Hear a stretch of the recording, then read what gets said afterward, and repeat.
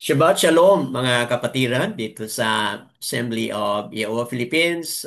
Ngayon po ay 09/13/2025, 4:27 na po ng hapon. Ayon sa Gregorian calendar, ngayon po ay araw ng Sabado. But ayon din po sa Yehovah's calendar, ngayon po rin ay pang seventh day of the week mga kapatid. So, kayon ang ating araw ng pamamahinga. Tuwing tayo ay namamahinga, mga kapatid, meron po tayong series of Torah reading.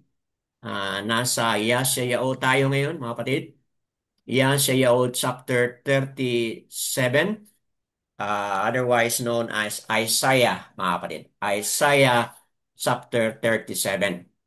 Bago natin tawagin si Brother Casadio, also known as Brother Pio, konting information lang na continuation po ito sa historical transition na kung saan historically pag-usapan natin dito yung anong nangyari sa Yehuda sa panahon ni Haring Hezekiah sa ayon sa pagka-translate sa English, but yan po kung i-translate natin sa original Yehudyat, yan po ay Kasak Yahu, mga kapatid, no? Hezekiah is Kasak Yahu. Sa Hallelujah Scripture, yan po ay Helki Yahu, no? But I think the correct way is Kasak Yahu, mga kapatid. So dito, malalaman natin from chapter 36 hanggang chapter 37, verse 38. So, naumpisa na po natin sa nakaraan. Yung unang uh, part dito sa practical trust in Yehovah is vindicated. So dito sa mga chapters na ito, yung katanungan is in whom do you now trust? Doon sa ginawa sa highest ranking leader na mula sa Assure na si Rabshakeh, mga kapatid. Threatened Kasakeo, okay? He threatened him and he blasphemed the name at ang kakayahan ni Abba Yahuwah, mga kapatid. So dito ngayon ang katanungan is, in whom you now trust? Kanino ka ba ngayon magtiwala? Sa sovereign ba ng Assure? Okay? Or pupunta ka ba doon sa Matsariam, Egypt? Or you stay put with Abba Yahuwah? So in whom you now trust? So ito po yung malaking hamon dito, mga kapatid. So again, patuloy nating ipaliwanag dito sa chapter 37 kung ano po yung gawin ni Abba Yahuwah para sa mga sangkatauhan niya na who remained dependent sa kanya, mga kapatid. So kaya tinatawag ito na practical example of how Abba Yahuwah will protect His people who continue to trust in Him, mga kapatid. So that being said, uh, let's welcome now Brother Casadiao or Brother Pio to read to us 38 verses, mga kapatid, dito sa 37 chapter of Yeshayahu. Go ahead po, Brother Casadiao. Shabbat Shalom sa lahat mga kapatiran. Shabbat Shalom. I'll be reading the 37th chapter of Yeshayahu. And it came to be when sovereign uh, Kasakyahu heard it, that he tore his clothes and covered himself with sackcloth, and went into the house of Yahuwah, and sent Eliakim, Eliakim, who was over the household, and Shebna, the scribe, and the elders of the Kohinim, covering themselves with sackcloth, to Yeshayahu the Nabi, the son of Amos. And they said to him, Thus said Kasakyahu, this day is a day of distress and rebuke and scorn, for the children have come to birth, but there is no strength to bring forth. It could be that Yahuwah, your Aluwa, hears the words of the Rabshakeh, whom his master, the sovereign of Ashur, has sent to reproach the living Aluwa, and shall rebuke the words which Yahuwah, your Aluwa, has heard. Therefore, lift up your prayer for the remnant has for the remnant that is left. So the servants of sovereign Kasakyahu came to Yeshayahu, and Yeshayahu said to them, say this to your master, thus saith Yahuwah, do not be afraid of the words which you have heard, with which the servants of the sovereign of Ashur have reviled me. See, I am putting a spirit in him, and he shall hear a report and return to his own land. And I shall cause him to fall by the sword in his own land.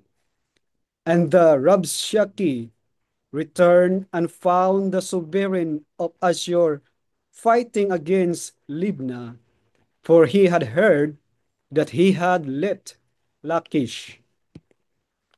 And he heard concerning Terhaga, sovereign of Cush, he has come out to fight with you.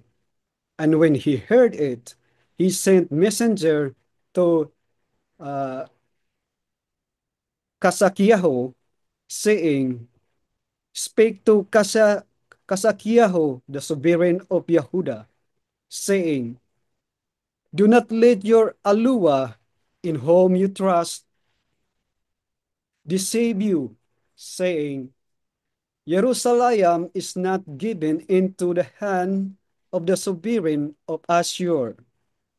See, you have heard what the sovereigns of Ashur have done to all lands by putting them under the ban. And are you going to be delivered? Have the mighty ones of the nations delivered those whom my father have destroyed, Guzan and Haran and Ritzip and the sons of Eden who were in Tilasar? Where is the sovereign of Hamath and the sovereign of Arpad and the sovereign of the city of Sipar Wayim, Hina and Iwa? And Kasakyahu received the letter from the hand of the messengers and read it. And Kasakyahu went up to the house of Yahuwah and spread it before Yahuwah.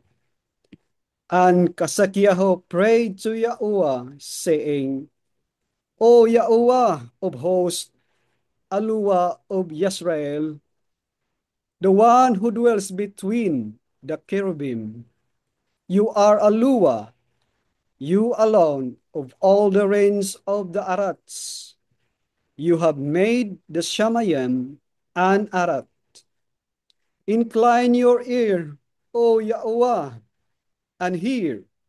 Open your eyes, O Yahuwah, and see, and hear all the words of Sanherib, who has sent to reproach the living Aluwa.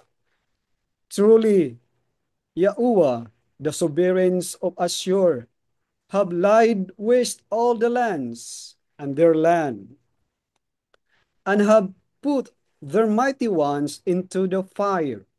For they were not mighty ones, but the work of men's hands, wood and stone. and they destroyed them. And now, O Yahuwah, our Alua, save us from his hand, so that all the reigns of the Arats know that you are Yahuwah, you alone. Then Yeshayahu son of Amos sent to Kasakiyahu, saying, Thus said Yahuwah, Alua of Yisrael, because you have prayed to me against said Sadhirib, sovereign of Ashur. This is the word which Yahuwah has spoken concerning him. The maiden, the daughter of Sion, has despised you, mocked you.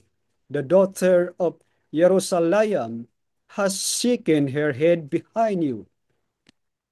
Whom you have, whom have you reproached and reviled? And against whom have you raised your voice and lifted up your eyes in pride? Against the Kadosh one of Israel. By the hand of your servants, you have reproached Yahuwah and said, with my many chariots I have come up to the heights of the mountains, to the limits of Lebanon, and I cut down its old tall cedar and its choice cypress trees, and I enter its farthest height, its thickest forest. I have dug and drunk water, and with the soles of my feet I have dried up all the streams of defense.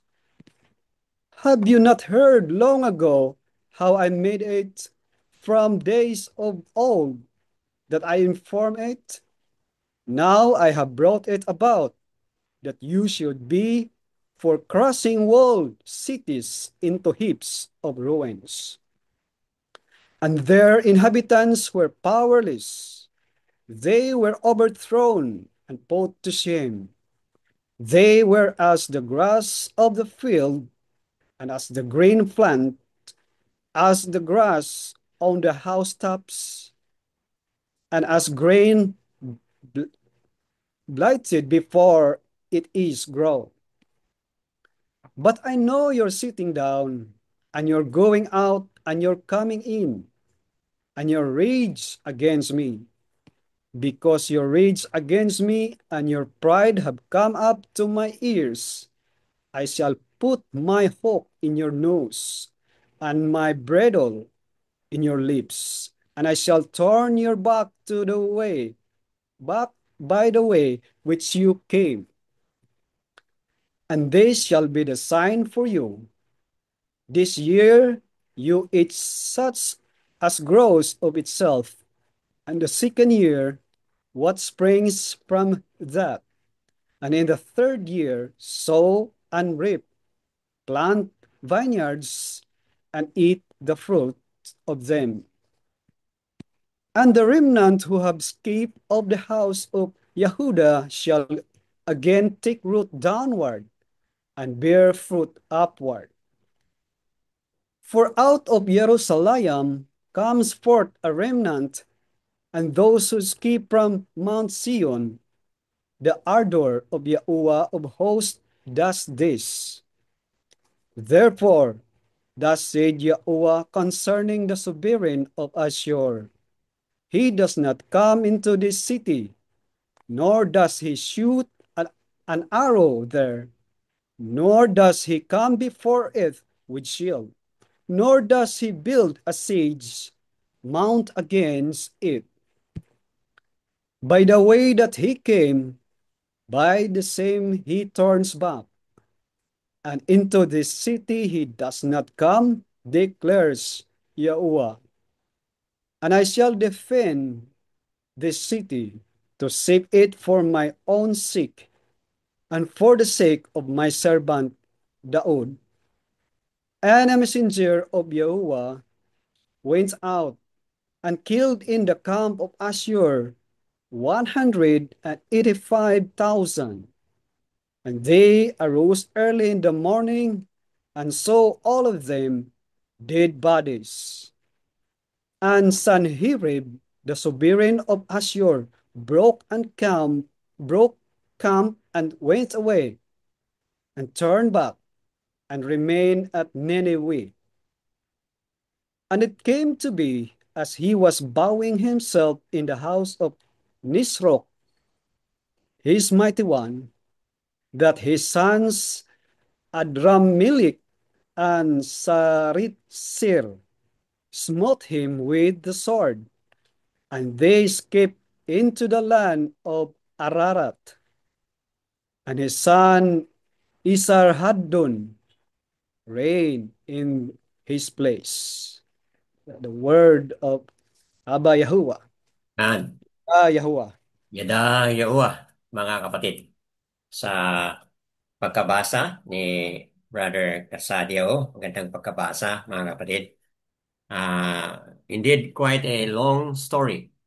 And yet, punong-puno din, mga kapatid, ng mga wonderful actual lessons sa buhay, mga kapatid. So, I believe na marami sa atin na nakabasa na kanina pang umaga patungkol dito. And perhaps ang iba din ay gumawa na ng mga independent na mga pag-study o mga pag-research. So let's hear muna mga kapatid mula sa inyo. Anyone who would like to share, ano po ang take ninyo dito sa 38 na mga verses na ito mga kapatid? What stands out to you? Ano po yung mga word or words or verse or verses na you wanna highlight bilang pagbigay din po ng opportunity to hear from you as well. So, sino pong mauna?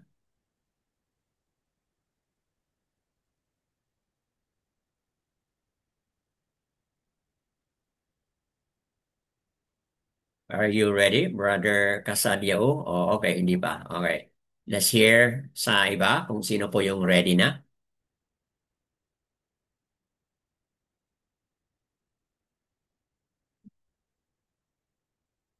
Anyone who is ready to share? Oh, may mga pangungusap ba si Abayawa sa inyo mula pa kanina batay dito sa ating nabasa? Or ngayon, habang nagbabasa si Brother Casadiao, meron bang mensahe si Abay Owa? Would you like to share it? Yes. Sino po ang mauna?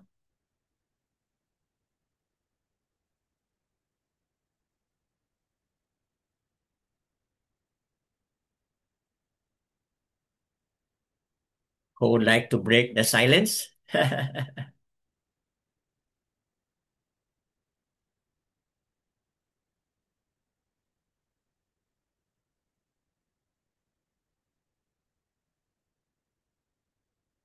Okay po.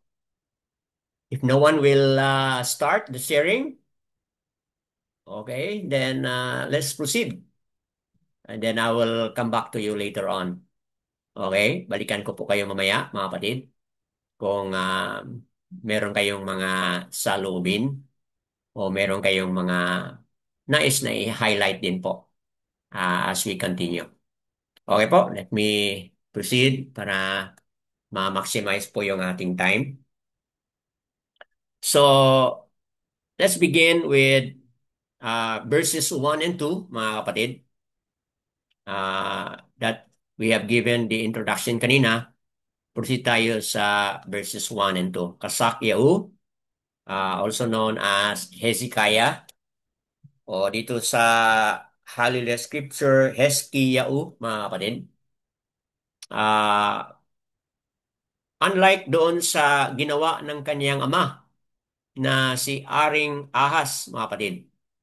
Makikita natin doon sa chapter 7, Kasakyahu respond to crisis, okay, in a different way, mga kapatid. Yung kanyang paraan pag-respond dito sa crisis na nangyari. Kumbaga, itong mga challenging moment na nangyari. Narinig natin sa kwento o nabasa na kanina loud and clear na meron silang crisis na or tragedy or tragic na possible na mangyari sa kanila, mga kapatid. Okay po? So, here, if we look at verses 1 and 2, okay, ano po yung respond ni Kasakyao nung natanggap niya yung mensahe nito? Okay, he what? He tore his clothes and covered himself with sackcloth and went into the house of Yahuwah, mga kapatid. So, anong makikita mo dito sa isang hari who is seated on his throne and yet pagkatanggap niya sa balita, okay, in response, he tore his clothes or he tore his robe, then he put on sackcloth, mga kapatid, and then went into the house of Yahuwah.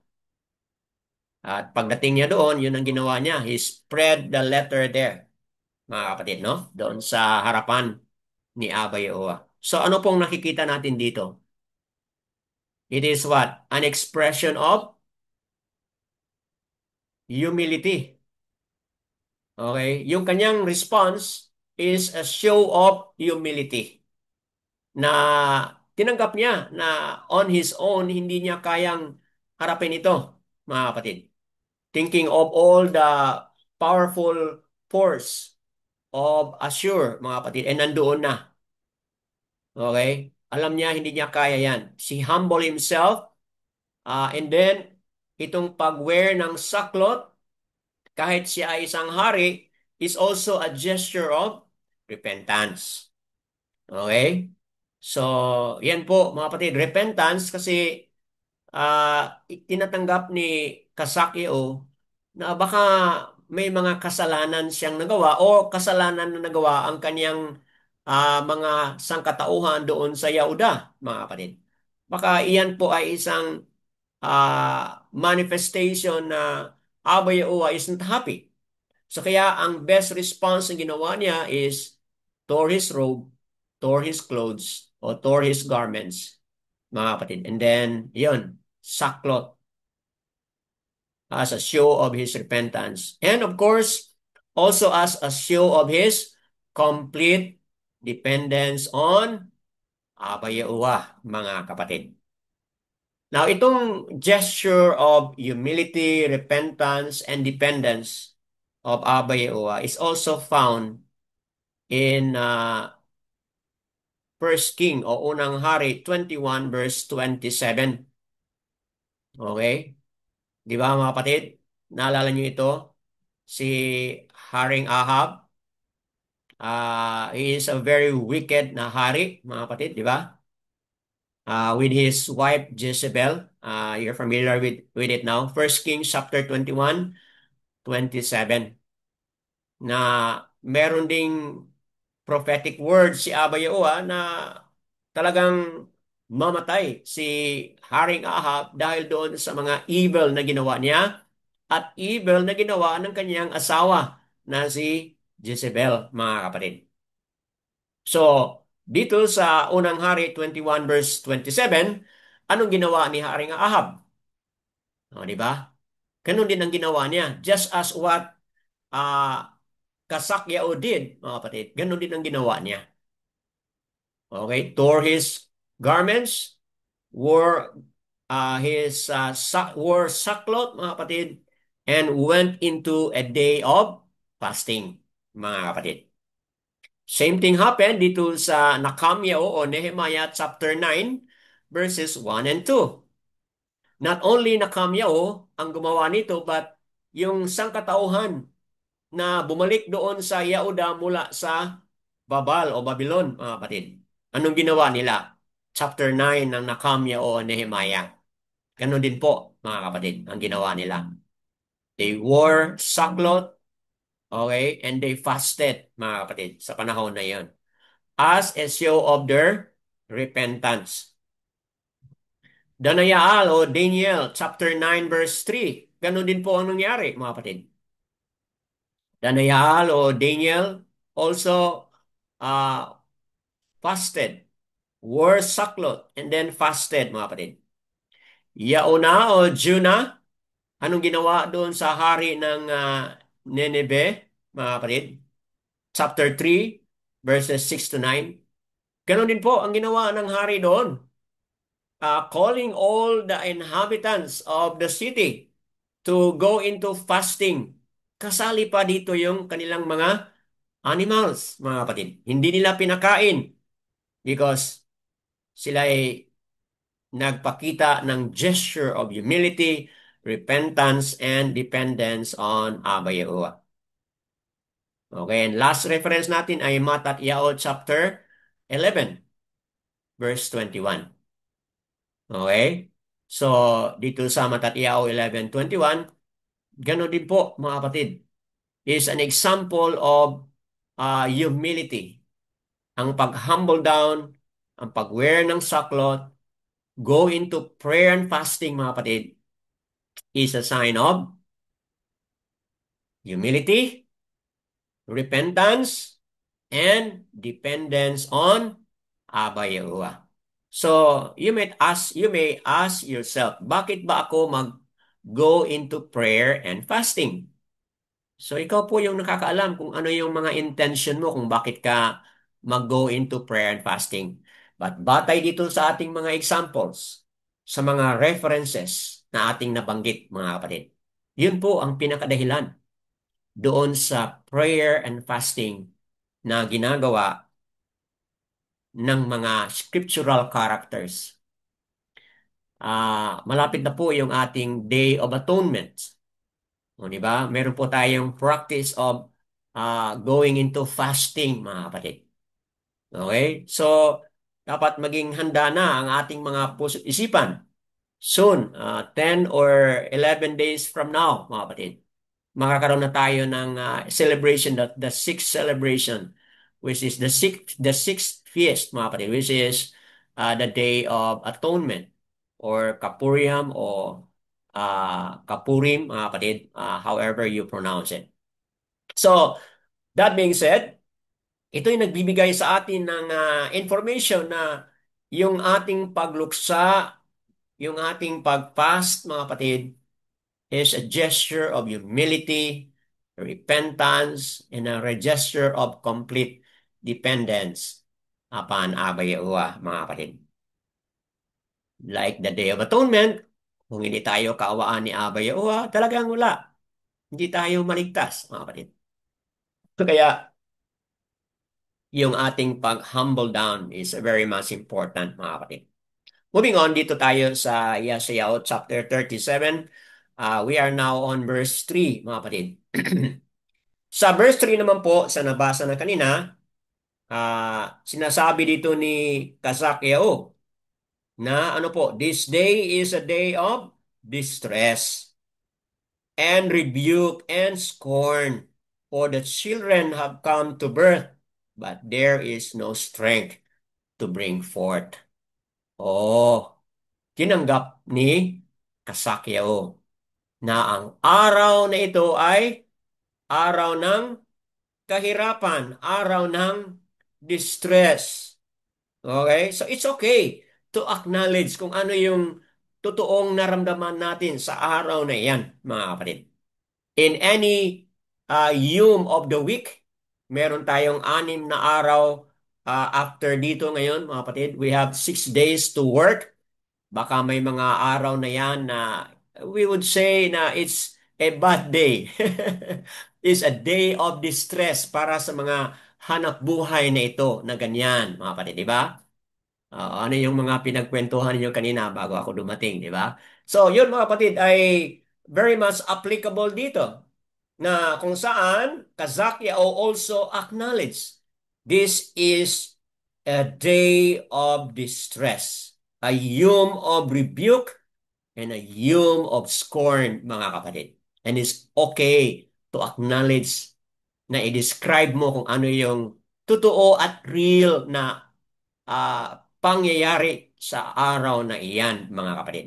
Kasi kung i-acknowledge mo yun, yun po ay magdudulot sa atin ng punto na tayo ay nag-acknowledge, tayo ay nag-humble down, mga kapatid.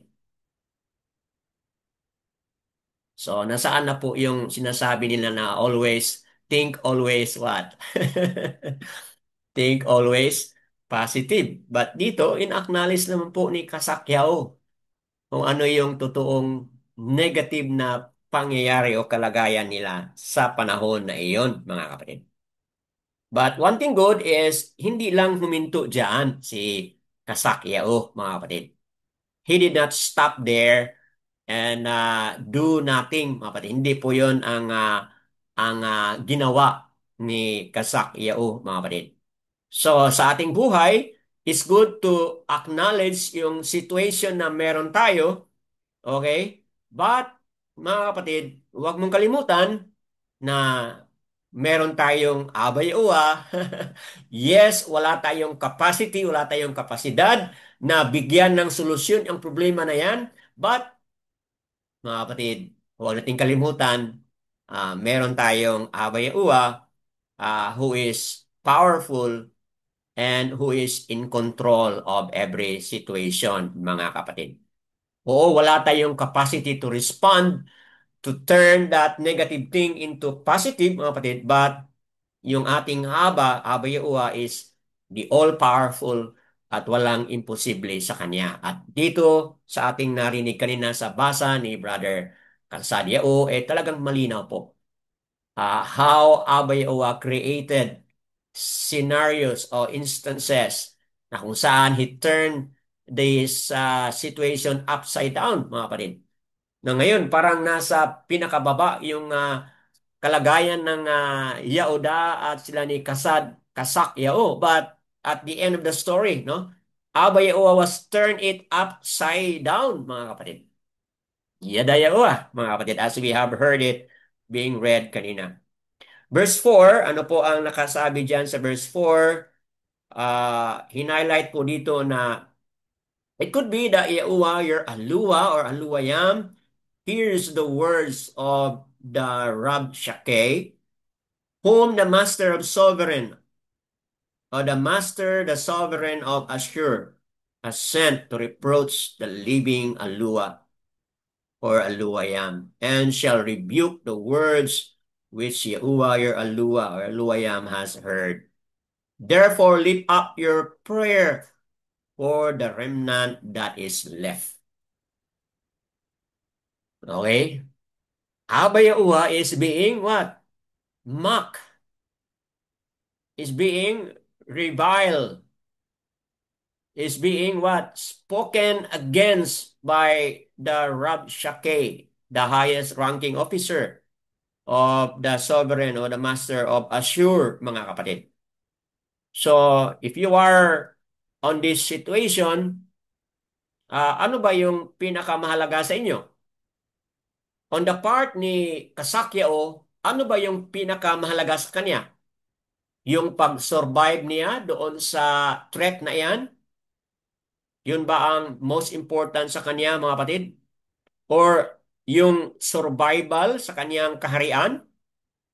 Mga kapatid, yun ba ang mas mahalaga dito? Malinaw, mga kapatid, na hindi yan ang tiningnan ni Kasakyao. Ano po ang tinitingnan niya? Tinitingnan niya, mga kapatid, na what is important here, mga kapatid, is what? Yung, yung pangalan. That he is going to make a stand, what? For the esteem of Abba Yahuwah and for the remnant that is left. So hindi pwede na ang respond ni Kasakyao here is mag-self-pity siya or maghihina o maglulupaypay siya. Hindi dapat yun ang dapat niyang respond, mga kapatid. But instead, kailangan gagawa siya ng strong stand for the esteem para sa kaluwalhatian ni Abba Yahuwah at para din po sa mga naiwan na mga remnants. So, this calls for a leader, mga kapatid, who is strong enough and who is willing enough to make a stand for the esteem of Abba Yahuwah and to make a stand for those who are left behind. mga kapatid. So, yan po. Let's look at verse 6, mga kapatid. Skip natin yung verse 5. Look at verse 6 as we proceed. Ano po ang nakasabi dyan? Okay, and then Yashayahu said to them, say this to your master. Thus said Yahuwah, do not be afraid of the words which you have heard, with which the servants of the sovereign of Ashur have reviled me. See? Ito po yung kanyang pananaw, mga kapatid, na hindi tayo dapat thus said Yahuwah. Okay, so he affirmed kung ano yung salita o ano yung sabi ni Abba Yahuwah, mga kapatid. This is Yashayahu saying, mga kapatid. Yashayahu bilang prophet, bilang nabya ni Abba Yahuwah sa panahon na ito, very critical din po yung kanyang respond dito sa mensahe na dinala ni Kasakyahu. So, dito natin makikita na yung dalawang personality dito, yung hari na si Kasakyaw at yung prophet, yung nabya ni Abba Yahuwah who represents Abba Yahuwah, who is the spokesperson of Abba Yahuwah, dapat hindi rin siya matinag. Are you with me, mga kapatid? So itong dalawa, they play a very important role sa time of management crisis na nangyayari, mga kapatid. Sa time ng mga kahirapan nito, kailangan ang dalawa na pinili ni Abayoa na maging leader sa panahon na iyon. Kailangan they are also in proper coordination with one another. Siya yung may connection kay Abayoa. Kung ano yung narinig niya doon, dapat sasabihin niya yun. Okay? And kung ano yung narinig ni Kasakyao, yun din po ang kanyang sasabihin sa mga sangkatauhan na nandoon. Okay? Are you getting the flow of the communication, mga kapatid? Na silang dalawa, meron silang both important role para yung kalooban, yung kagustuhan, mga kapatid, ni Aba Yahuwa ay maaring mangyari sa panahon na ito, mga kapatid. Okay? So, sino yung nag-revile? Hindi si Kasakyao ang na-revile or na-mock dito. But the name of Abba Yahuwah ang namak, ang na-revile, mga kapatid, sa panahon na ito. So, kaya Abba Yahuwah is saying, do not be afraid of the words which you have heard, with which the servants of sovereign of Ashur has reviled me.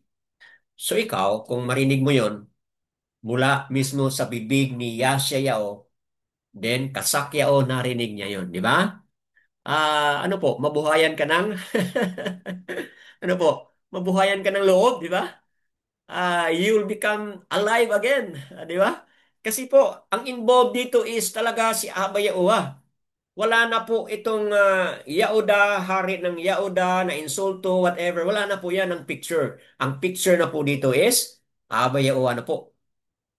Is on the picture na siya na po yung he cuts it all. Siya po yung inangkin na niya ang lahat, mga kapatid. Kumbaga, sinulo na. He accepted it na ito ay against me, against my name, against my kakayahan. Tinanggap na po ni Aba Yahuwah yan. And that being heard. Wow, no? Siyempre, no, ikaw bilang hari sa panahon na ito, talagang mabuhayan ka ng loob, mga kapatid, di ba? So yan po, napaka-powerful statement na ginawa niyan. Moving on, verse 7, behold, I will put a rook in him. So yun po ang gagawin ni Abba Yahuwah. Okay? I will put a rook in him, and he shall hear a report and return to his own land, and I shall cause him to fall by the sword in his own land. Okay po? So, si Darabshake, ito po yung gagawin ni Abba Yahuwah. Itong tao nito who is arrogant, boastful, dala niya yung mensahe ng hari ng Ashur. Anong gagawin niya? He will return to his land, mga kapatid. So, very specific po. Anong gagawin ni Abba Yahuwah? He will put a rook. Okay? He will put a rook that would tell him report about what is happening. So, yan po mga kapatid ha. Take note of that kung anong kakayahan ni Abba Yahuwah. Okay? So, yan po mga kapatid ay malalaman natin na gaano talaga ka-powerful si Abba Yahuwah. Paano niya he turned the situation upside down mga kapatid. Okay? Sabi niya, I will put a rook in him. At sabihan siya kung ano yung gusto kong mangyari. At siya ay babalik sa kanyang lupa at doon mamamatay siya ng sword doon sa kanyang sariling lupa mismo, mga kapatid.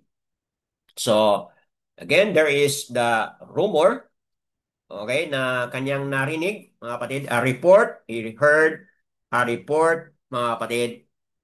And here, makikita natin na uh, okay, a rumor and rather no Sennacherib rather no yung ma-fall by the sword mga kapatid. Okay? Si Sennacherib pala ang ma-fall by the sword dito mga kapatid.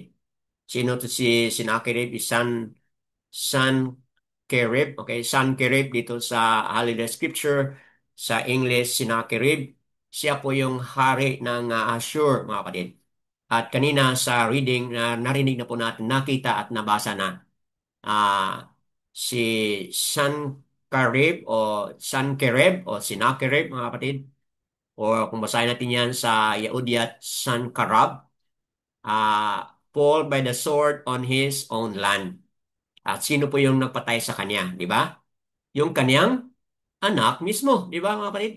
So, that's the consequence doon sa mensahe na pinadala niya mga kapatid, sa pamamagitan ng kanyang highest ranking officer na pinadala niya, mga kapatid. Doon kang Kasak Yao, mga kapatid. So moving on from verses 18 to 13, drawn away from Jerusalem by the news, okay, of the approaching coup, mga kapatid.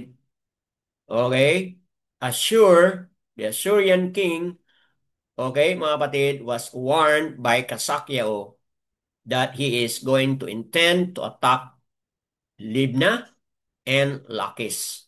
So, dito natin makikita na itong Libna and Lachish is already part of Yehuda.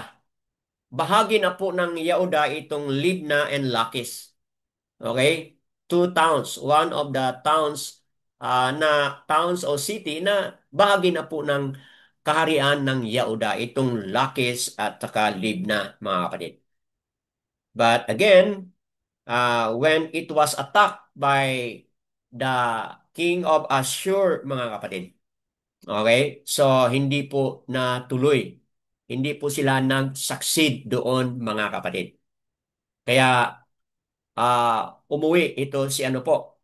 Umuwi itong hari, kasama ang kanyang mga sundalo, umuwi, mga kapatid. Kasi meron pong something that really happened here, mga kapatid. So, later on, as we have read it kanina, ilang libo yung namatay doon, mga kapatid. So, marami po ang namamatay as also been highlighted noon sa 2 linggo nakaraan by Sister Bakar Asayao, mga kapatid. Kung naalala po niyo po doon sa pangalawang hari, chapter 19 ba yun? Verse 36 kung hindi ako nagkamali. Okay, so verse 10, do not let your verse 10 po, tingnan natin mga kapatid ang verse 10. Sinabi po dito sa verse 10, if we highlight it mga kapatid, verse 10, let me read. Okay po. Speak to Kasakyahu, the sovereign of Yehuda, saying, do not let your Alua or Aluayam in whom you trust deceive you, saying Jerusalem is not given into the hand of the sovereign of Ashur. So again, dito malinaw na the sovereign of Ashur send this letter to insult, to revile Abba Yahuwah, Abba Yahuwah, mga kapatid. Huwag kayong maniwala sa kanyang sinabi na you will be spared. Okay? What a blasphemy po ang ginawa niya. See, you have heard what the sovereign of Ashur has done to all the lands, putting them under the ban, mga kapatid. So here, the following verses trying to enumerate po nila kung ano yung mga accomplishment ng sovereign of Assure, kung ano yung ginawa nila sa mga lands na kung saan na-conquer nila, mga kapatid. So, yan po ay isang pamamaraan to blaspheme and to further insult, mga kapatid, kay Abayawa at pagpapakita kung ano yung kanilang kakayahan, mga kapatid. Okay? Kaya dito sa verse 14, Kasakyao says nothing to the messengers. Okay? Kung tinan mo yung verse 14, mga kapatid, basahin mo uli yung verse 14. Walang sinabi walang word of response si Kasakyao doon sa messengers na nagdala ng letter, mga kapatid. He said nothing. Bakit po?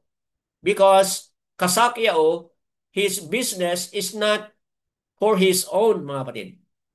Okay? Has nothing to say, wala siyang comment, mga kapatid, kasi none of his business to fight against or to speak against the messenger of the sovereign of Ashur.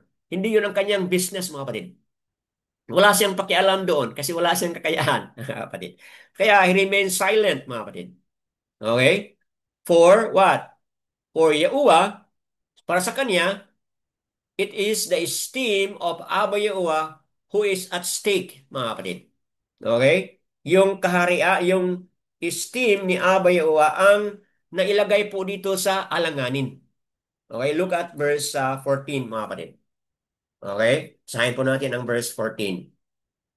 And Kasakyao received the letter from the hand of the messengers and read it. And Kasakyao went up to the house of Yahuwah and spread it before Yahuwah. See? Wala siyang sinabing any word of response. Tinanggap niya, binasa niya sa harapan ng mga messengers, said nothing, mga kapatid, kasi alam niya the name of Abba Yahuwah is at stake. The esteem of Abba Yahuwah is in question, mga kapatid. So, tama yung ginawa niya. Pumunta siya doon sa house of Abba Yahuwah at doon sa harapan ni Abba Yahuwah, linatag niya. Okay? He spread out the letter. Ibig sabihin, wala akong magawa dito. I have nothing to say about this. Ikaw na yung bahala sa letter na ito. Yun po ang ibig sabihin noon. Yahuwah will surely deliver us. Look at verse 15, mga kapatid. Verse 15, and Kasakyao prayed to Yahuwah saying, okay? So yan po, nanalangin na siya. Best response niya is, tore his robe, tore his clothes, went into prayer, mga kapatid. At ito na nga ang kanyang panalangin. Verse 16, O Yahuwah of hosts, Alua o Alua Yama Biasaral, the one who dwells between the cherubim. You are Alua, you alone, all the sovereigns of the Arats. You have made the Shamayam and the Arats. So dito sa ni uh, prayer po ni Kasakyao, malinaw po na Kasakyao stand in the belief. He stood on the belief na may kakayahan si Abba Yahuwah. Because Abba Yahuwah, nasaan po siya? Okay? Kung tinan mo yan, ayon sa description dito, Abba Yahuwah, nasaan po siya? Nandoon po siya sa between the cherubim.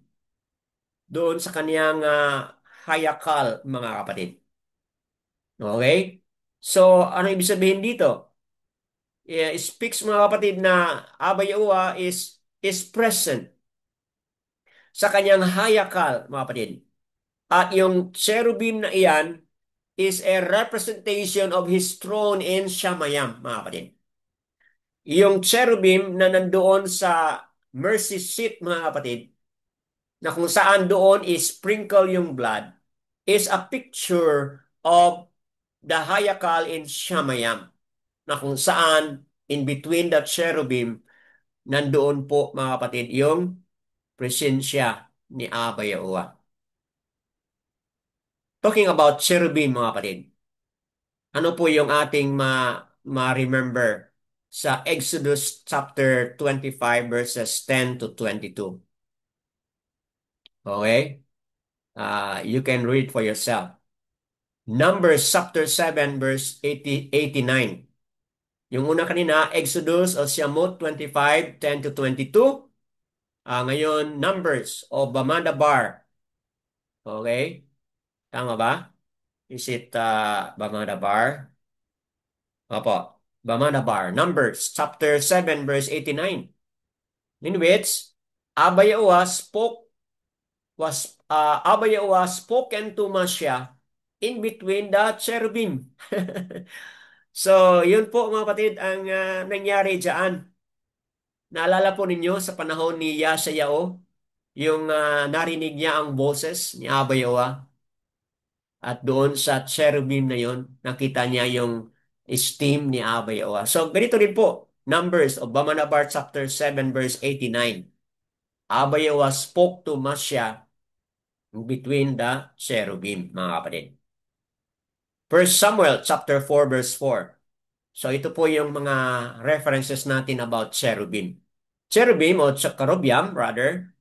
Cherubim kung sa English na pagka-translate, carubium kung Yahudiat na pagkasabi, were composite creatures symbolizing the creation. At dito, nabanggit din po yung the Ark of the Covenant. Kasi between the cherubim, nandyan po yung Ark of the Covenant, mga kapatid, which represents Yahuwah's earthly throne. Okay? So, si Kasakyaw, sa kanyang panalangin, mga kapatid, he directly addressed Abba Yahuwah, mga kapatid, na nandoon sa Karubiam o cherubim, na kung saan nandoon din po yung ark, mga kapatid, symbolizing that what Kasakyaw was thinking, mga kapatid, that yes, Abba Yahuwah is on the Shamayam, napakalayo niya doon, and yet, on the other hand, nandito rin siya sa Arats, mga kapatid, doon sa Hayakal na iyon, where in that Ark of the Covenant and where in that Karubiam o Cherubim, mga kapatid, His presence were there. Na ang ibig sabihin, mga kapatid, dito sa panalangin ni Kasakyaw, mga kapatid, it is very clear na ang kaniyang iniisip, mga kapatid, is yung character ni Abba Yahuwah. Iniisip niya, mga kapatid, yung kakayahan ni Abba Yahuwah na pwede niyang gawin anything He can do. Doon sa prayer na yan, malinaw po. Yung kaniyang iniisip is siya ay tumatawag kay Abba Yahuwah who is great and who is awesome doon sa Shamayam and yet nandito rin po sa Arats. Ganun po mga kapatid ang passion na meron si Kasakyao sa kanyang panalangin. He affirmed the character of Abba Yahuwah. He affirmed the presence of Abba Yahuwah on the Arats, who is highly above doon and yet nandito sa Arats, mga kapatid. So, ganun. Kung meron tayong ganun na pananaw, mga kapatid, whatever circumstances na hinaharap natin, whether malaki or kunting mga kahirapan o mga challenges, kung nandyan ang ating pag-unawa, kung sino talaga ang totoong character ni Abba Yahuwah, ang kanyang kapangyarihan, mga kapatid, then yung mga challenges na meron tayo are just but nothing, mga kapatid. Okay? So, jump in tayo doon sa verses 18 to 19. Dito mga kapatid, sa verses 18 to 19, Yahuwah of hosts, sabi niya, Aluwa of Yasaral, the one who dwells between the cherubim, mga kapatid. Okay, as we have read it, moving on sa verse 18, truly Yahuwah, the sovereign of Ashur, have laid waste all the lands and their land. And, ano sinabi niyo? And have put their mighty ones into the fire. For they were not mighty ones, but the work of men's hands, wood and stones, and they destroyed them. So, ano yung panalangin dito ni declaration ni Kasakyao? Yung kanilang mga mighty ones are made of stones. Man-made made of stone and wood and so on and so forth. Ibig sabihin, Kasakyao is declaring na, wala. They're nothing, mga kapatid. They're nothing kaya sa ano yung pwedeng gawin ni Abba Yahuwah. Look at verse 20, mga kapatid. Verse 20, and now, O Yahuwah, our Alua, save us from his hand, so that all the reigns of the Arats know that you are Yahuwah alone, mga kapatid. So look at the prayer. Look at the declaration. Save us, iligtas niyo kami. Okay? Para ano po, anong intention? Para mas fair kami, para hindi kami masaktan? Hindi po, yun ang kanyang intention. Ang intention sa kanyang prayer is that you may be known upang ikaw ang makilala sa buong arats. At walang ibang Yahuwah, ikaw lang, mga kapatid. Yun po ang napakagandang prayer o declaration ni Kasakyo. Naalala pa ba ninyo mga kapatid yung prayer ni Alyao o Elijah doon sa Mount Carmel o Carmel sa harapan ng mga 450 uh, nabiam ni Baal, mga kapatid? Naalala pa niyo yun? Yung sending of fire from Shamayam. Sabi ni Yung, Alyao, sabi po niya, let fire come down that they may know that you alone, di ba? The Yahuwah of Yasharal. Yun po kanyang panalangin mga kapatid, di ba? Sometimes we ask for prayer, we ask na matugunan yung ating mga pangailangan. What for, mga kapatid? Di ba? So yun talaga yung very important reason and motive. Bakit tayo humingi ng ganun na mga bagay? So dito, malinaw po na yung business ni Kasakyao is panalangin para makilala si Abba Yahuwah. Abba Yahuwah will become known sa lahat ng mga sa lahat ng arats, mga kapatid, sa lahat ng mga bansa. Makilala si Abba Yahuwah lang alone, mga kapatid. So, wow, what a wonderful message, mga kapatid, na sinabi dito. Okay?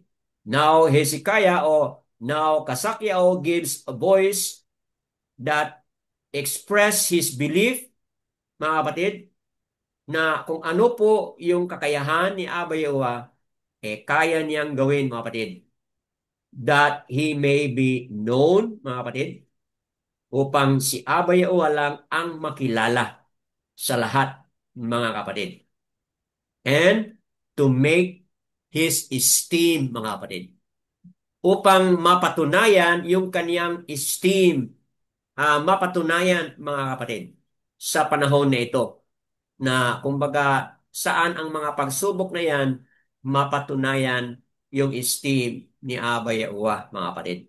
So, what a story of a strong belief sa kayang gawin ni Abba Yahuwah, mga kapatid. Okay, that Abba Yahuwah will become visible at ma-display. Grabe, no? Maging visible si Abba Yahuwah at ma-display yung kanyang kapangyarihan. Ganun po yung intention ng kaniyang panalangin, mga kapatid. Verse 21, ano po yung response ni Abba Yahuwah? Verse 21, mga kapatid. Then Yashayahu, son of Amoz, sent to Kasakyahu, saying, thus said Yahuwah, Alua of Yasharal, because you have prayed to me against Sankerib o Sankarab, mga kapatid, sovereign of Ashur. Anong nangyari ito, mga kapatid? Because you prayed. O you palal to me against Sankerib, mga kapatid, sovereign of Assur. So malinaw mga kapatid na sa prayer ni Kasakiao, nagsanib puwersa siya kay Abayaoa. And he is going against kay Sankerib o Sankarab o Sinakerib, hari ng Assur. Malinaw po mga kapatid. Natuwa si Abayaoa doon. Mga kapatid, si natuwa si Abayaoa doon sa panalangin ni Kasakiao that he prayed against the enemy of Abayaoa for the sake of his name, mga kapatid. Di ba? Malinaw po yan, mga kapatid. And this is the word which Yahuwah has spoken concerning him. Okay? So, verse 22, ano pong mangyari diyan? Mas spare po sila. Yung mga daughters of Jerusalem, they will be spared, mga kapatid, from being raped or from being destroyed, mga kapatid. Whom have you reproached and reviled, against whom you have raised up your voice and lifted up your eyes in pride, against the Kodas one of Yazaral, mga kapatid. So, yan po. Dahil sa ano yung ginawa ng hari ng Assur, mga kapatid. So, yun. Ano yung kanyang pag-map kay Abay Uwa, mga kapatid. Dahil sa kanyang ginawa, then mag-suffer siya po ng consequences, mga kapatid. Okay? Tingnan mo yung verse 26 to 29. Ano pong sinabi ni Abay Uwa dito? Have you not heard? Okay, 26 po. Look at 26 to 29. Have you not heard long ago how I made it from days of old, that I formed it?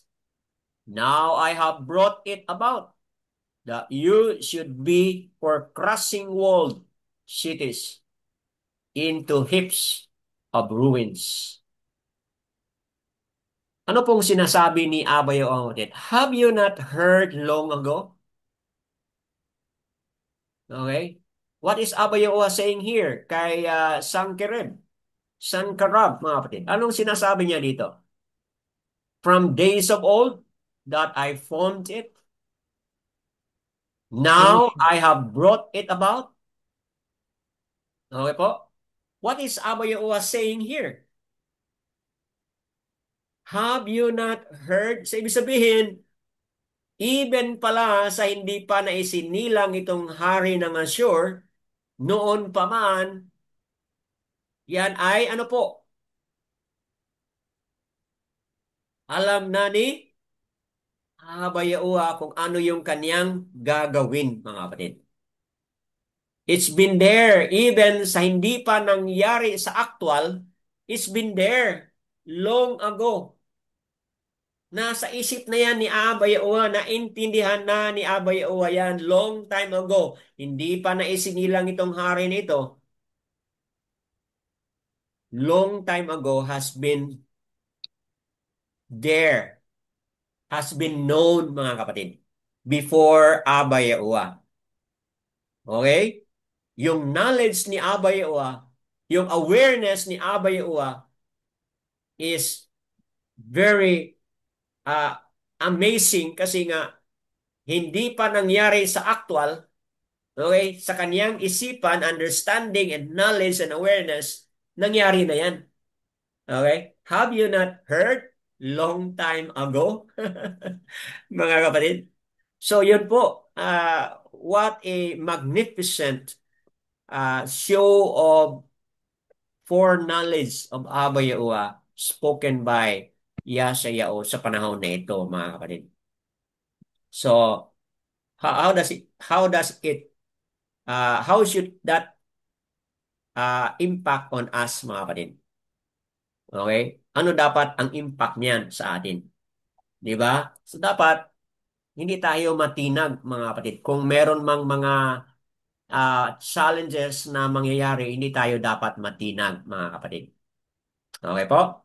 So, ayan mga kapatid, moving on.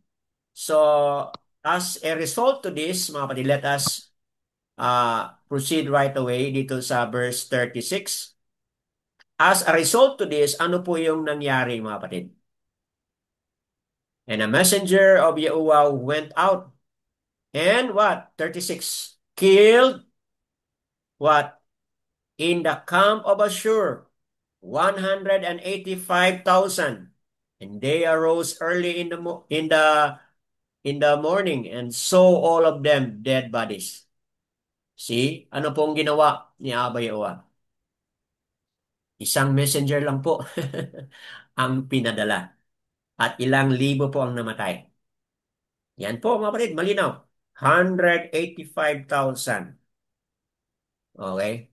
At dahil diyan, ano nangyari? Sankerib, the sovereign of Ashur, broke camp and went away and turned back and remained in Nineveh, mga kapatid.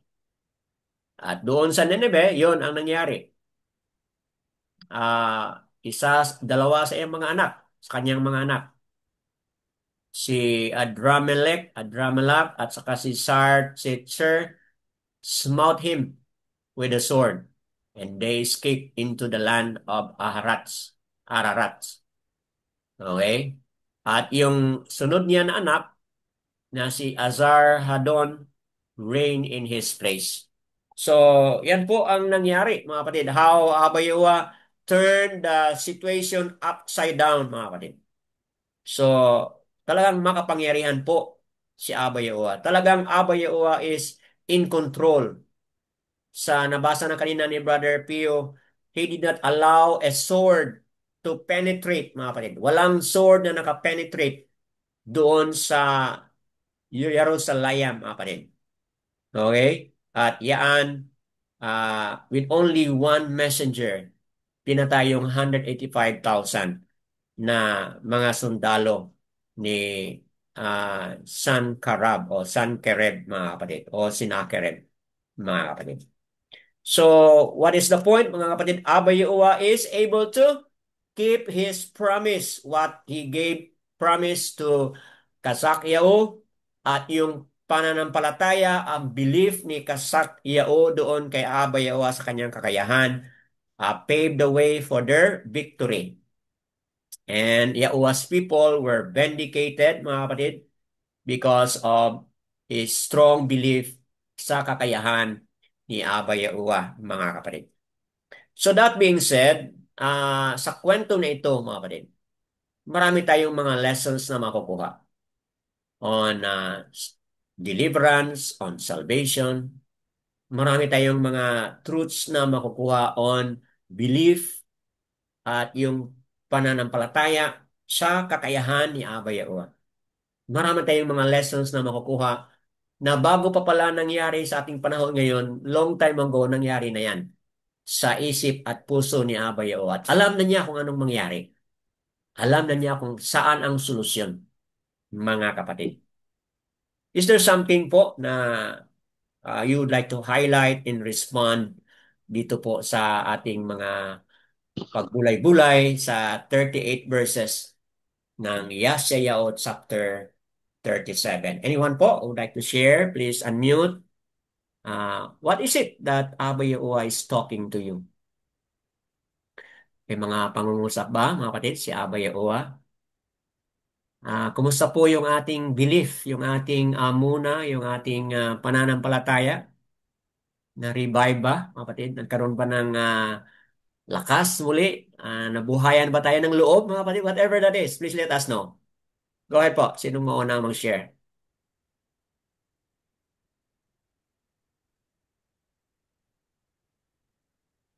Yes, Sister Inday, Karashal Yao. Go ahead po. Ah, ano lang, Brother Dan, ano ko lang dito na unahin natin si Aba na Yan. ano siya. Unahin natin siya sa lahat na sitwasyon Mm. Lahat na ah, tinguha sa atong kasing-kasing, Mm. anahon nato siya. Parang maano na din to sa Siki First Brother Dan. Opo. At after all, wala ka nang isipin pa. Idugang na niya ang tanan. Mm. Tama. Yes po. Na-highlight ni Sister Carashal Yao o Sister Inday yung Matat Yao 6:33:3, no? Uunahin natin ang kaharian ni Aba Yawa. Yung righteousness ni Aba Yawa. Uunahin natin yun. And the rest will just be provided, mga kapatid. So yung pangailangan nila ng victory dito ay na-provide dahil si Kasakyao, inuna niya po ang paglapit, pagtawag kay Aba Yawa. Yada Yawa sa magandang additional verse na yan, Matat Yao, Matthew 6:33, mga kapatid. Matthew 6:33. So, hindi na dagdagan ng another 3. Ah, okay po. Anyone else would like to add something? Yada Yawa sa reflection ni Sister Carashal, Yao, Sister Inday. Sino pa po? Ah, Meron? Brother Yes. Dan. Yeah, hi. Oh, Brother Dagdagan ko Jeffrey, go lang ahead po. Yada Yawa, go dagdagan ahead ko po. lang po yung sa info doon kay King Ahaz. Kilala po Oo, natin siya na ano na wicked king ng grabe. Oo, tama. Kingdom of the Northern Tribe. Hmm. Actually, pero doon ho sa kwento niya na yun po yung namangha din po ako doon sa kwento niya. Hmm. Although siya yung pinaka-wicked na king doon sa Northern Tribe. Yung time na nagpakita siya ng humility, no? Opo, Ah, Ginran pa rin ni Yahuwah correct. na, na hindi niya makita yung ano yung kasamaan na mangyayari doon sa Oo, kanyang pamilya. oo. So napaka sa akin napaka wow, napaka kita Hmm. mo masama na siya, Oo, tapos nagpakita lang siya ng actually siguro sandaling beses lang siguro siya naging humble eh. oo, tama. Pero yung binigay sa kanyang reward ni Yahuwah is yung hindi niya pa sa kanya pinadanas yung Kahirapan. kasamaan ng mga Hmm. darating doon sa pamilya niya. So doon pinapakita ni Yahuwah yung opposite ng pride ba is yung Oo, humility. So dapat tanggalin natin yung pride. Ganun din sino po ba yung king na nagkasakit na tinaningan na namamatay? ito nga, Then, si Kasakya, yung siya, next na story nito, Hezekiah. Opo, yeah, yun. siya yung ano, Oh, na in-extend pa yung kanyang life, no? For another 15 15 years. years. Opo. So, napaka ganda po ng mga kwento sa Bible actually. Hmm. Si Moses na very timid person, pinaka-humble na ginagawa niya. So, sa atin po napaka-importante. Yun din po yung minsan yung struggle ko pagka Hmm. let's say sa ibang tao pag ako'y hindi naman debate but discussion. So, minsan kung minsan Yes. pagka tumataas yung ay mang yung nagiging prideful ka eh na Oo. ikaw yung tama o ano, pero siyempre titingnan din natin yung side ng kabila na Hmm. although sabihin natin siyempre nandito tayo sa kabila pero hindi pa kasi nagliliwanag sa kanya yung salita ni Yahuwah eh. Hmm. So we have to set an example ba na although Hmm. na nasa minsan nasa time tayo siya na dapat na kahit anong mangyari yung humility is doon. Huwag tayong Hmm. prideful kasi pag naging pride tayo parang isa pa, pangit eh. Pangit din sa pakiramdam natin, di ba? Minsan Hmm. Tama. pag naunahan tayo, so mamaya magsisisi tayo na ba't Hmm. natin ginawa or something. So, yun lang po. Actually, yun dapat ang barati natin tatandaan. At yun din yung hinihingi ko kay Yahuwah sa every night na prayer ko na yung Hmm. ituruan ba ako maging humble Hmm. sa lahat ng bagay. Hmm. So, yun lang po, Yan na. brother. Yada yawa. Ah, So, Amazing po na additional dito yung na-highlight ni Brother Geoffrey doon sa naging resulta doon sa kanyang humble down ni Haring Ahas, mga kapatid. Ahas or Akas, mga kapatid. So, there is the favor, no? May favor na dumating. Although napaka-wicked nga siya, but nung panahon na yun na nag-humble down si Haring Ahas o Akas, mga kapatid, nandoon yung awa, nandoon yung favor ni Abba Yahuwah. Kahit nga sobra ka-wicked itong hari nito. So, that's a good lesson highlighted by Brother Geoffrey, mga kapatid, na yung issue on humility. Uh, None of us can say na we are already there, okay? At some point, matetest tayo dyan. So, that's a good prayer, brother, na manalangin tayo lagi yung humbleness na kailangan nating isuot yung humbleness, kumbaga, as a replica of the character also of Yahusha, mga kapatid. Is very humble. Yada Yahuwah sa additional sharing. Anyone else would like to add? Please say your word aloud kasi hindi ko makita. Mm, Ako po, Brother Dan. Yes, Sister Ahaba Batyo. Sister Corazon. Ah, Go ahead po, Sister. yung pagmak ni Sinakirib kay Abayaowa, Opo. there's a reason there. Hmm. Parang, let us not underestimate the power of Abayaowa. Good. Hmm. Tama Yun po. lang po. Yes. Tama po. Hindi natin i-underestimate yung kakayahan, yung kapangyarihan ni Abayaw. What a great lesson sa na-highlight ni Sister Ahaba Batsyao, mga kapatid. Lesson that we need to take every day, every moment, wherever we go. May kakayahan ang ating Aba, Yahuwah, mga kapatid, as demonstrated in this story. So, yan Dito po. po sa Brad, sa Joel, You all, okay po. You you all, are 2, verse 32, yung sinabi niya na, and it shall be that anyone who calls on the name of Yahweh shall be delivered. wow, Yan. tama. You all, chapter 2 or Joel, chapter 2, mga kapatid. Verse 32. Tama ba, sister? Po. Verse 32. Na those who call on the name of Yahuwah shall be saved, shall be delivered. So, what, Yun lang. opo, Saka what, Brother Dan, yung opo, Jeremiah 33:3. opo. Yeramyao 33:3. Call unto me, no? And I will answer thee, and I will show you great and mighty things which you do not know. Tama ba, Sister Carasal? Opo. Yo, opo. So, Kaya yan po. nga, kaya nga si King, yung binasa natin ngayon, hindi na lang siya nagsalita. Oh, Na lang, pabaya na lang niya sa, alam naman niyang si, ang Alua kay, may kakayahan siya, wala. So, tama. Tama Kaya na yung lang niya. response.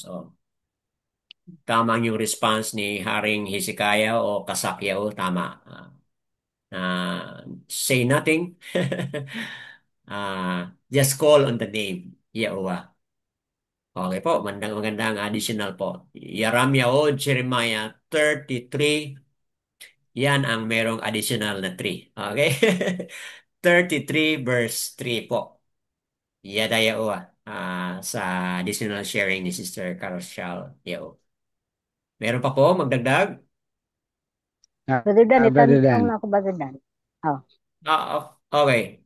Sige. Yung, Brother Dan, yung tinatawag ng mercy seat, yung nasa gitna ng dalawang kerubin. Opo. Ayun ba yun? Oo, yun na nga. Opo, mercy seat po yun. Kumbaga, sa pinakabanal na lugar, okay? Meron siyang altar doon. Okay? Yung pinakabanal na made apart na lugar. Yung sa innermost yun, no? Yung sa altar na iyon, in between the altar, yun, meron dalawang cherubim doon. At dito sa part ng altar yan, doon i-sprinkle yung blood. Okay? Ang high priest lang po ang makasprinkle doon. But in between diyan may statue ng cherubim. Okay? Dalawang cherubim yung kanilang pakpak ay naka-open ganun. So, nung nagsalita si Abba Yahuwah, doon na ramdaman at na pansin ni Masya. Doon nagmula yung boses ni Abba Yahuwah nung nagsalita siya doon sa in between that cherubim. Okay po, yun po, sister. Thank you for the additional clarification. Brother Dionisio ba yun nagsalita? O si Brother Demetrio? Brother Dan. Okay. So, Brother Dionisio, go ahead po. konting ano ko lang, yung mga paningin na tungkol dito, no? Ano ko, yung nalaman ko, na tayong mga believers, mga Yahuwah believers, so Opo. kinakailangan din natin na uh, mag-trust kay Abba Yahuwah na Yan. ang lahat na bagay na yung hindi natin pinagsasabi nangyari, uh, siya pala ang magbigay, no, ng great protection na kay tayo ay siya man ang ating uh, inaasahan na uh, muprotek sa atin. So yun lang ang naano ko dito sa history nito, Brother Dan. So hayadayaw, hallelujah. Yada Yawa. Mga kapatid, hindi natin alam, no? Tuwing gabi tayo natutulog, we don't know, we are being attacked by the enemy. But kung tayo ay laging tumatawag kay Abba Yawa, gabi, habang tayo natutulog, nandyan po yung kanyang protection. Sa paglakad natin, hindi natin alam kung what will happen next doon. Yan nga yung sinabi ko na, have you not heard long ago? Kasi Aba lang nakakaalam na sa susunod na corner may mangyayaring ano diyan, hindi magandang mangyari. So kaya tama yung sinabi ni Brother Junicio na wala tayong ibang paniwalaan na kapag-protect sa atin, makapag-save at deliver sa atin. Only Aba Yahuwah, mga kapatid. Yada Yahuwah sa paliwanag sharing ni Brother Junicio. Meron pa ba mag-additional bago tayo magtapos? Anyone else would like to add before we end? Sister Bakar Asayao, are you still there? You wanna share something, sister? Okay po. So, if wala nang ibang magdagdag, what about Sister Asara? Bacho, you wanna add something? Or Brother Pio? Brother Dan, Opo, go ahead. Sister Asara, Bacho, go ahead po. Brother Dan, may nakita lang po ako na pag talagang halimbawa you are in the midst of yung mga problems, yung natatouch yung pride mo, ano kagad yung magre-react ka kagad, Oo. gagawa ka ng sarili mong solusyon Oo, na tama. di po ba, at saka parang loud ka na ang gagawin mo. Hindi pala ganun, no, Brother Dan. You should accept na yung kung may mga nangyari man, accept it at baka ikaw ay may nagkamali ka. Kung bakit may ganung problema, i-accept mo dahil hindi naman siguro yung iba ang may mali, ikaw din may mali. So accept it and after that, keep quiet. Kasi normally din, di ba, Brother Dan, if there is no silence around us, wala kang marinig eh. Kaya keep quiet ka, so you keep calm and focus on Yahuwah and you can hear the rook who gonna tell you something. Kaya ito ang nangyari daw. Ito ang battle na walang bloodshed. Tama. Ano lang, parang one way lang palagi na ganun, minamak nila pero Oo. stay calm lang sila. Kaya bakit sila stay calm? Para maging silent ang paligid. Para they can hear Jehovah's voice. Di ba, Brother Correct. Dan? Kaya nakita ko po na di ba sometimes para tayong yung pride natin na touch na akala mo ikaw lang, sila nagkamali. Meron din tayong mali eh. May nagawa din tayong mali. So, accept the fact, be calm, focus on Yahuwah, and and the rook is will teach us what to do. Parang Mm. ganun po ang nakita ko ngayon, brother. Yada. Yada yawa. So, wonderful explanation. Silence is our best defense. Yada yawa, mga kapatid, sa wonderful explanation na yan. Because humanly speaking, magre-react yung tao. Magre-react tayo dahil may pride, di ba? Sa na-highlight na rin kanina. So, it's a gesture of humility if we say anything. Because after all, wala tayong kakayahan to give a solution to such a problem na nangyari. So, minsan sa social media, maingay tayo, di ba? Bakit tayo maingay sa social media? It's because it's a form of pride na rin, di ba?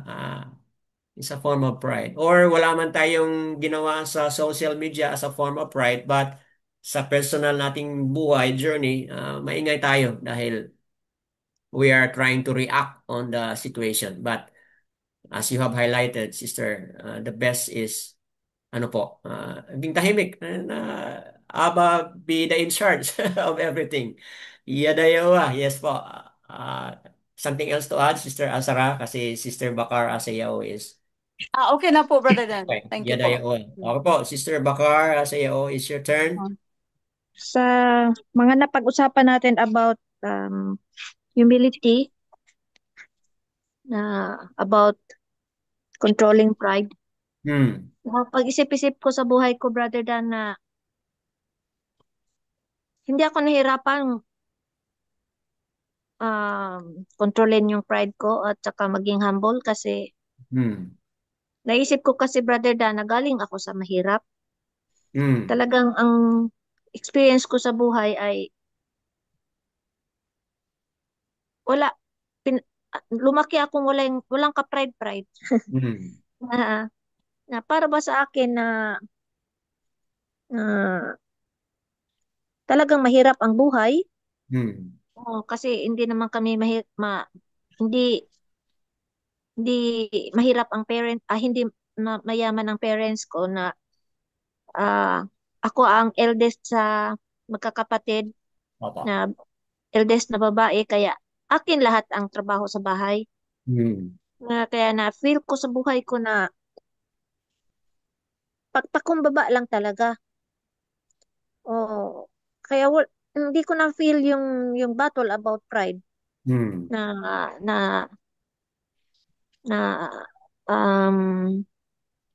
parang wala sa aking isip ang about pride. Kaya hanggang sa naranasan ko yung prosperity, pero hindi pa rin ako tinabla ng about pride. Na karamihan may mga tao na from rags to riches nag-iba ang character na naging prideful na experience na nila yung naging prosper. Still, naisip ko na hindi dapat maging prideful but grateful sa mga biyaya na natanggap ko, at still nagpakumbaba ako. Kaya sa nangyari sa buhay ko na pinurbidan ko yung family ko, naging breadwinner ako. Pero nung umuwi ako na walang-wala, hindi ako vengeful. Tinanggap ko yon na hindi ko binigyan ng about being being proud na ang iba ay magdadakdak na yung bang mangwinta ba na sana yung pinagalan. Oo, ganyan. Bakit ito ang ginanti nyo sa akin? Hindi rin, hindi pumasok sa isip ko na ang past is past. Kung ano na nangyari na yon. Hindi naman maibalik yun na dakdakan mo sila na bakit na ganyan ang ginawa niyo sa buhay ko. Tinulungan ko na kayo tapos ganyan. Wala, inaccept ko lang ang katotohanan, at ang napala ko, Brother Dan, na may shalom ako. na na wala akong regret sa buhay. Ang ano ko lang, grateful ako kay Abay Yahuwah na umuwi ako dito sa Pilipinas kahit walang pera pero healthy. So, na walang ano ba, Opo. walang dinaramdam na stress or na ano ba na sa binabawi doon sa katawan pagka Mm. ikaw ay ano nagiging ano ka sickly. Mm. Kasi maganda talaga ang shalom rather than sa isang Ah, tao. Pag Opo. may shalom ka, connected yun sa health mo na Mm. Pwede rin. na ano na Committed. Mm. maging wala kang maramdamang mga side effects sa katawan mo. Yun lang po brother Dan Yadewa. Yadayowa sa personal journey testimony ni Sister Bakar Asayaw. Baka isa rin yun po, Sister, no? Hindi ko alam. Baka maybe, siguro let's say maybe kasi Abayawa yung nakakaalam, no? Baka Yes isa po. yan sa mga dahilan na pinili ka niya. Kasi Ay, doon, yes what po, had yes po. happened to you, no? You show your Um, humility despite sa ah, mga dito, nangyayari. dito Hana, pag-usapan namin dito sa Pardo ngayon, brother Dan, na isa sa mga sign na kami ay Opo. pinili, nag-discuss kami dito na since childhood, religious na kami, na Mm. nasa parang may connection na kami with Abba Yahuwah. Although Mm. sa titulo pa yon, di pa pangalan, pero nagkita na kami ng connectivity to our Creator by ako sa ang discussion namin, ang na-share ko ay nung nag-aaral pa ako, gumigising talaga ako ng maaga para lang maka-hear ng mass doon Mm. sa malayo-layo na yung church pero nilalakad ko yon para lang para sa isip ko na mag, magandang feeling ko pag naka-hear ako ng mass. Kaya alam ni Abayawa yung ano ko, ah yearning sa kanya. Mm. Ayan lang po. Okay po, Yadayowa sa magandang sharing additional dito sa ating napag-usapan. Ah, Brother Dimitrio, mayroon kang idagdag? Salamat po, Yadayowa, Sister Bakar, Asayaw, highlighting on humility. Brother Dimitrio, you wanna share something? Go ahead po. Mayroon na lang akong idagdag. Opo, go ahead. Kasi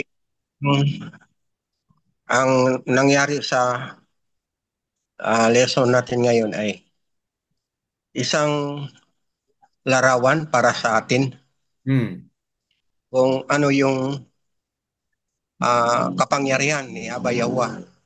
Hmm. Ano yung ginawa ng mga alagad niya noon. Kung bakit na si Abba Yahuwah talaga ang gumawa ng hindi pwedeng gawin ng mga tao. Kasi nakita ni Abba Yahuwah na yung mga tao na kanyang pinili ay nagpakumbaba. Wow. Dahil doon sa kanilang pagpakumbaba, ginawa ni Abba Yahuwah yung part niya upang makita yung miracle, yung power. Hmm. Kasi wala silang ginawa dyan na masama eh. Yung pinatay dyan, iisa lang yung inutusan ni Abba Yahuwah na pumatay ng ilang libo na mga tao. 185,000. At kung tingnan naman natin sa mga prophet noon, ay marami silang maraming miracle na nangyari na nakita talaga yung power ni Abba Yahuwah tulad ni Daniel, Shadrach, Meshach, sila sa iba pa. Wow. Talaga kung ikumpara natin yung kanilang mga ginagawa, walang kaibahan sa ginawa ng mga tauhan ni Abba Yahuwah na nakita ni Abba Yahuwah talaga. At ay isang larawan ito para sa atin ngayon na gusto kung gusto natin na makita yung kapangyarihan ni Abba Yahweh sa buhay natin, ay talagang gawin natin yung ginawa ng mga prophet na yan. At upang maranasan natin yung kapangyarihan ni Abba Yahweh. Kasi pag maranasan natin yun, ay talagang matutuwa tayo talaga. At lalo pa tayong mananalig sa Kanya. At mayroon pang masave o mayroon makakilala kay Abba Yahweh. So, yun lang nangyari kay Daniel. So, talagang nakakilala si Hari Darius kay Yahweh dahil sa ginawa ni Daniel. Kahit ang buhay niya ay nakataya sa lahat, pero yung pananiwala niya kay Abba Yahweh ay nandoon pa rin, hindi na wala. Sa atin ngayon, yun lang talaga yung panalangin ko sa kay Abba Yahweh, na sana tayong lahat na mga Yahweh believer ngayon, makaroon tayo ng mga miracle, makakita tayo ng mga miracle, makita natin yung power ni Abba Yahweh na talagang makapangyarihan. So, ang gagawin lang talaga natin ngayon, tulad ng mga prophet, tulad ng mga apostol, na talaga sila ay nagpakumbaba sa harapan ni Abba Yahweh. Kasi dalawa itong ginawa nila nagpakumbaba sila sa harapan ni Yahweh, at yung para makita ni Abba Yahweh yung totoong pakumbaba sila sa harapan ng mga tao. Kahit inaapi sila, kahit minamaliit sila, pero walang salitang masama na narinig at walang masamang salita na nabasa natin sa kanila. At doon talaga yung humbleness nila. So talagang magandang pag-aralan itong pinag-aralan natin na marami tayong matutunan na ito pala ay isang paraan ni Abba Yahweh upang makita o makilala yung kanyang na pangalan. Itong nangyari sa atin ngayon na mga Yahweh believer, kasi ang tagal ng pangalan ni Yahweh na natago. So, ngayon, tayo ang ginamit ni Abba Yahweh upang mabuksan muli yung nakatagong pangalan niya. At kung tayo ay ginagamit niya upang, kasi alam niya yung ugali natin, alam niya yung karakter natin, alam niya tayo talaga ay pwede niyang gamitin upang makilala yung kanyang pangalan at makilala yung kanyang kapangyarihan sa buhay natin.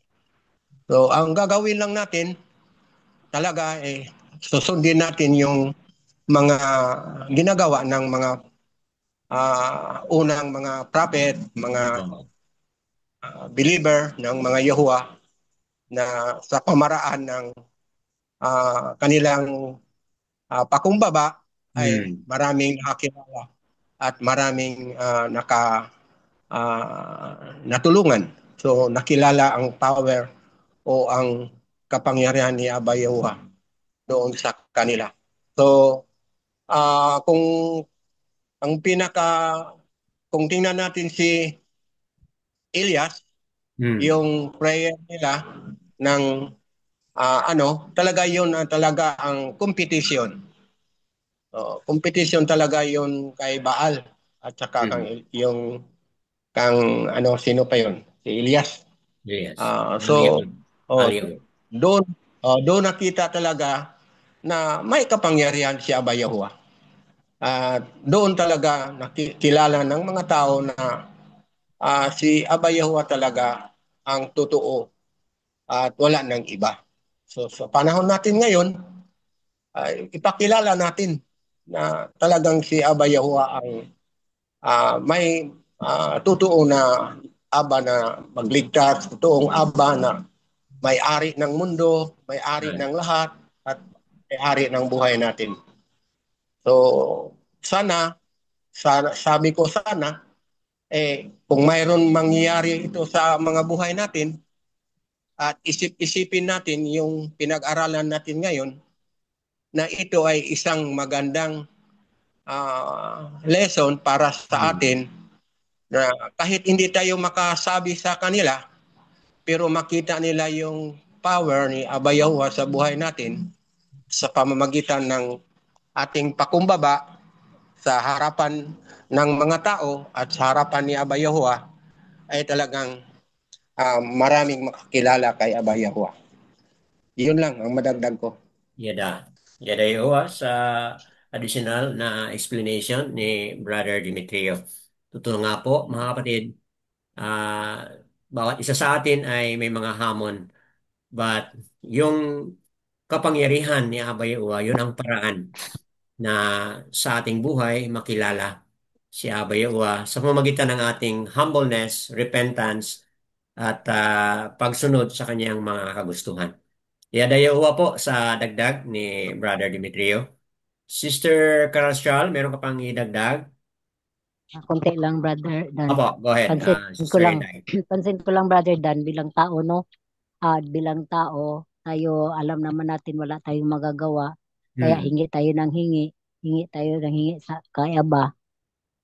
Kaya lang kahit sa palal natin ay meron ding naano ko lang, na-realize ko lang ba sa sarili ko, meron ding selfishness at saka pride. Opo. Kasi lagi natong hinihingi nga, gawin mo ito sa akin, bigyan mo ko nito. Para bang yung mga ano natin, yung mga sa libutan na mga tinguha ba, Brother Dan, yun lang palagi natong hinihingi.